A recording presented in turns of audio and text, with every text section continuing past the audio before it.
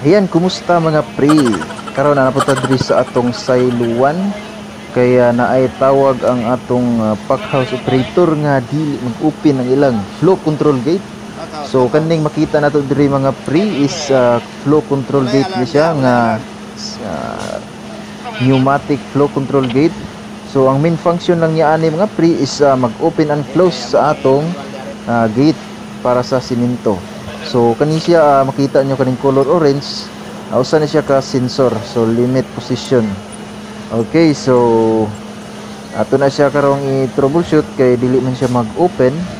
So nitawag ang taga packhouse nga dili siya mo open, no. So kani dari mo na yang gate, mo na yang i-open na atong flow control.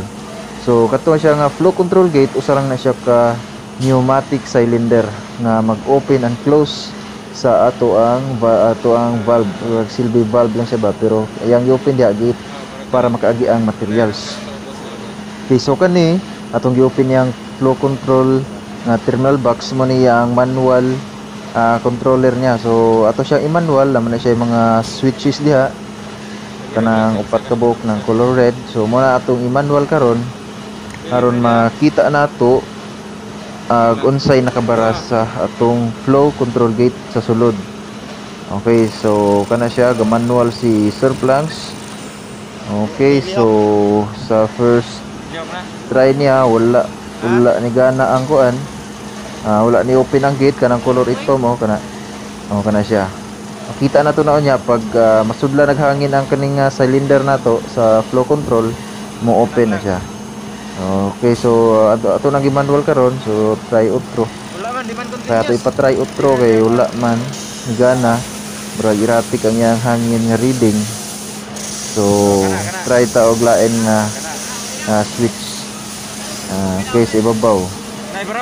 Tora ni open pero ni close balik, so ato siyang open balik. Okay ko. So man yang hitsura mga preno sa yang flow control gate sa atong silo. Okay, so kana siya naka-open position na close. So man na siya. Muna gi-drive atong flow control gate. Okay, so huma naman siya, no. Ato na siyang okay naman. Ato na siyang ipa close sa atong mga operator. Yan, exercise na to kadjot.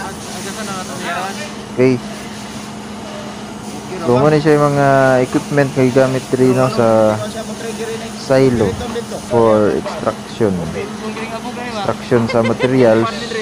So naka-interlock na siya tanan kanang flow control gate paingon sa packhouse kanang mga silo erosion. Okay, so ato na siyang ipasira sa mechanical, no. Okay, lubag gamay, limpyo. So ato na pong ipasira diri ang iyang control kuno terminal box sa controller. Okay. Pag humana ni wala sira na. Ana raman siya pag na-trouble taga packhouse, kami dahil mo responde mga technician, na may technician mo. Okay, so humana diri amo nya itong lantawon karon ang mechanical nga magsira sa ato ang flow control gate, manual slide gate. Okay, so mo ni yang kuan hitsura sa indication sa flow control gate nga makita nato nga open. So na siya ay percentage opening diha na 15, 30, 45 kana na 45 na 60, 75 nya 80%. Okay, mo na indication pag mag-open ta. Pag di na siya mo feedback, pag wala tay indication diha inig mag set point hatag sa set point sa kuan so packhouse mga operator, that means nga wala ning gana ato ang flow control gate, so wa siya ni kuyog. Okay, so kanay humana matag ato ang troubleshoot. So na ilan na nang gi-open, fully open. Kanang mga body na to deo, mga abti kayo na kuso kayo ng lubag. Lubag yun, ilan nang fully open mo na manual slide gate.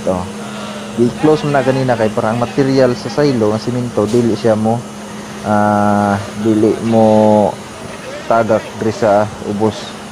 Okay, so karon dala nang fully open para mo agas na ang material. Okay, kana lubag yun mga pre. Oh, kana kusog yan sila mga lubag. Okay, so hapit na ta na human, or actually human naman tayo, ilaan na lang atong paabot, then pag human ani ato nang i-try. Okay, pa-try na to og extract automatic dito sa pack house operator. Okay, so all clear naman na, open na ang fully open na ang slide gate. Thank you, God bless.